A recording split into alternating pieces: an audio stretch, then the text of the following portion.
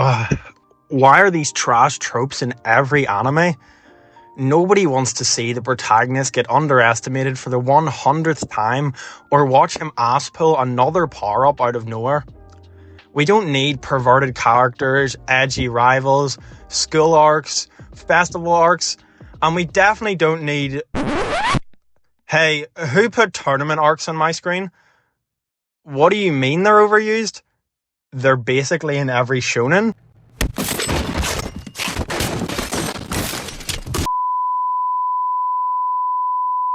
Yes, despite following almost the same formula every time, we all continue to find tournament arcs as one of the best parts of any anime they are in. So why, despite their oversaturation in the genre, do we never get bored of them?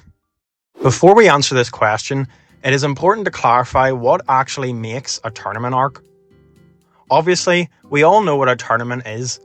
I mean, every year, we all create a bracket of who the best anime girls are, right?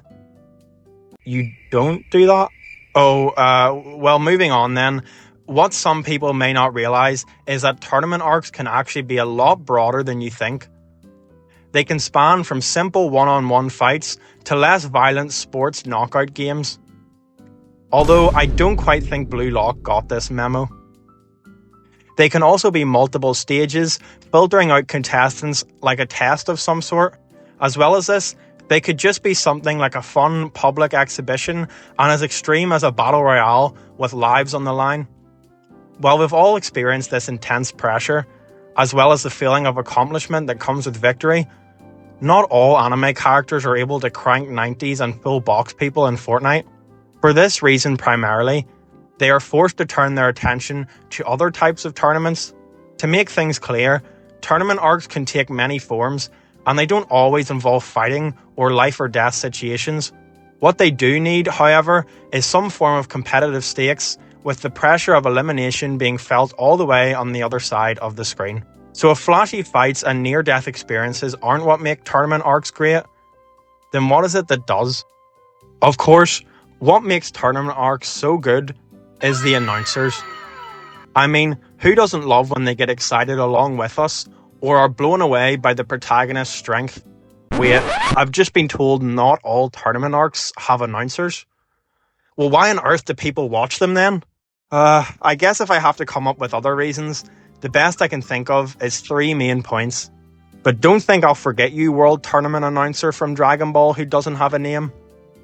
Firstly, tournament arcs are loved because of the characters in them. I mean, while we're on the topic of Dragon Ball, who would want to watch a tournament arc without Yamcha? While I am joking in this instance, the handling of side characters is what can make or break the entire arc. In long-running shounen in particular, the cast can consist of countless characters who are just not able to shine in every single arc. As a result of this, some of us can feel like they serve no purpose at all in the story. A good way to combat this is by utilising them in a tournament arc. It allows us to maybe discover for the first time what their personality is truly like, what their motivations and backstory are, and importantly, what they can actually add to the story. Whether or not they are powerful, whether they win or lose, what matters is what they can do with their short time on screen. While maybe they are only the focus of 2 or 3 episodes, that can be enough to make us connect with them, and in turn make the story that much better. The negative of this is that a fan favourite can later be discarded by the story, seen with Rock Lee in Naruto, or positively, they can thrive, seen also in Naruto with Shikamaru. On this point, there's no better way to show off what a character can do than in a tournament arc. By allowing side characters to shine and prove their worth, we also allow the same for the protagonist. Whether they are underestimated or they are the underdog, it doesn't matter. By beating their opponent, overcoming their rival, or even simply pushing themselves further than they ever have before, their true skill can finally be unveiled. There is nothing more satisfying than watching the audience give their flowers to the protagonist, who we have watched grow not only throughout the series, but also the tournament itself. Whether it is a rival trying to prove themselves, a character trying to show that they have changed for the better, or even just a character who wants to demonstrate that they can no longer be looked down on for being weak, Tournament arcs are a perfect opportunity for characters to earn the recognition they deserve. But characters are not the only thing that we can learn more about and grow within a tournament arc. The world, which is my second reason that tournament arcs are so good, is something we can also learn about. What do I mean by that, you might ask? Unfortunately, I'm not talking about Dio's stand that stops time from JoJo's Bizarre Adventure. Instead, I mean that tournament arcs allow for significant information about the world itself to be revealed. As ridiculous as it sounds, every time a character spends 5 minutes explaining exactly how their ability works to the person they're trying to beat, it usually isn't for the opponent's benefit. It's actually for ours. By giving the viewer clear explanations as to how techniques work, the workings of the world's power system gradually unfolds. On top of this, the introduction of new characters also helps with world building.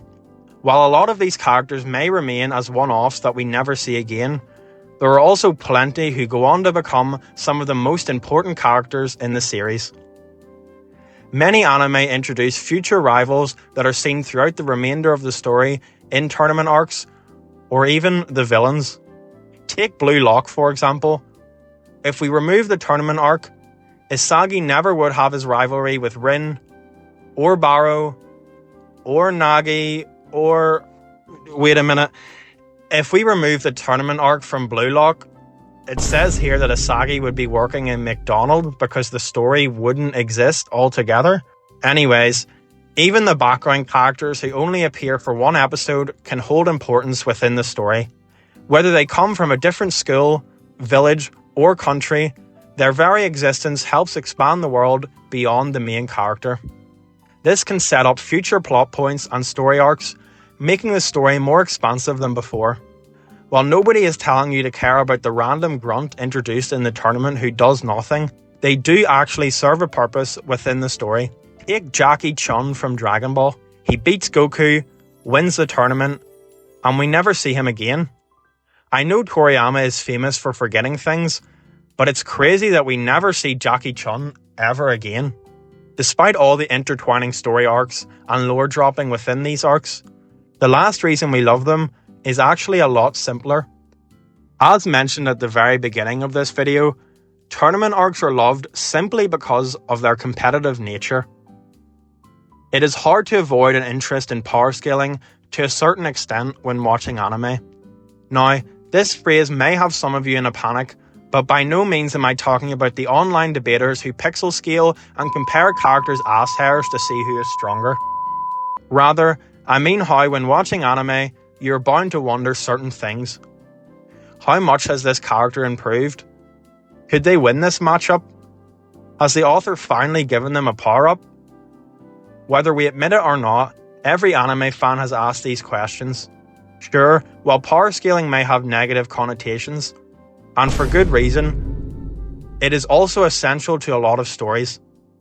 Pair that curiosity with the constant threat of elimination, and simply trying to predict who will win becomes entertaining in its own right. Seeing your favourite character get through another round or team up against others with the protagonist feels like a reward after all the tension it took to get there. At the same time, the disappointment you feel when somebody you like gets eliminated only adds fuel to the fire, as it generates even more engagement for where the arc is going to end up. Later in a series, characters become stronger and new characters are introduced, leading to plenty of great fights. Tournament arcs, however, are one of the few times you get to see allies face each other. It's like seeing your fanfiction come to life. But rather than Bakugo and Deku becoming the gay couple you wrote about for 10 pages, they end up fighting each other like all the power scalers want. Building on this, we are used to seeing heroes fight against villains and their evil motivations. Almost as interesting as this, however, is the dynamic between two friends who are fighting for more personal reasons. Their interactions in the moment, whether playful or hostile, can tell you a lot about the true relationship between these characters. And no, I'm not trying to hint at a Baku-Deku ship. At its core, it's simply exciting to watch two characters who would normally stand side by side be pit against each other.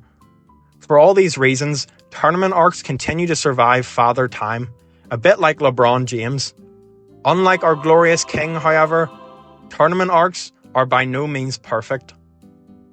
While many of you probably can't even think of a bad tournament arc, with how often it is used in anime, there are bound to be some. But what makes these tournament arcs bad compared to others? Well, there are a few reasons.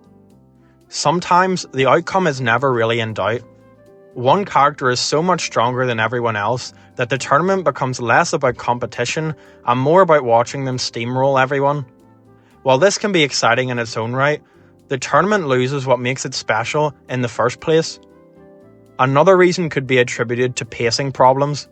As always, One Piece loves to spend an entire episode just zooming in and out of Luffy and his opponent as they clash. If you closed your eyes and just listened to his grunts, it might work for some good ASMR, but unfortunately, it is not a great viewing experience. As a result, the Kurita Coliseum section of Dressrosa can feel boring at times. On the other side of things, tournament arcs can feel rushed as well. While some manhwa have amazing adaptations like the beginning after the end, some are not so lucky. This is seen with... Sorry, it seems I have made a mistake. Let it be made clear that T-Bait does not have an anime adaptation. Anyway, this is seen with The God of High School, which completely rushes through countless chapters, not giving its tournament arc enough time to breathe. Beyond this, tournament arcs can suffer from the same things as any other anime: weak pacing, low stakes, or bad animation. Generally, it is quite hard for a popular anime to produce a tournament arc that doesn't at least result in an average viewer experience. For that reason, tournament arcs have survived for decades. They naturally create tension, develop characters, expand the world, and constantly reward viewers who become invested. It's a formula that's incredibly difficult to get wrong. While you may be used to disappointment when watching tournaments at home due to your favourite team always losing, the same is rarely true when watching anime. Overall, it is clear why tournament arcs have remained a staple of the anime industry for many years. While not all of them are instant hits, when done right, there are plenty of anime where you could argue the tournament arc is the best in the entire series. Anime as far back as Dragon Ball are almost built on their use of tournaments, and the same can be said as recently as Blue Lock. Maybe in 10 or 20 years' time, if tournament arcs were pumped out at the same rate as isekai anime, there is a chance that we could get bored of them. Otherwise, we will continue to enjoy them all the same. What makes these arcs so good isn't their complexity or creativity. It's actually their simplicity, which allows the characters, the driving force of any good anime, to shine. If you are, however, a hater at your core, it is easy to find something to critique. All you have to do is say tournament arcs have been ruined, use Boruto as an example, and let the community do the rest of the work. All in all, what tournament arc is your favourite? And is there any that you don't like? Let me know in the comments. And if you enjoyed this video, consider subscribing. If you don't, that's completely fine. I'll just assume you hate tournament arcs.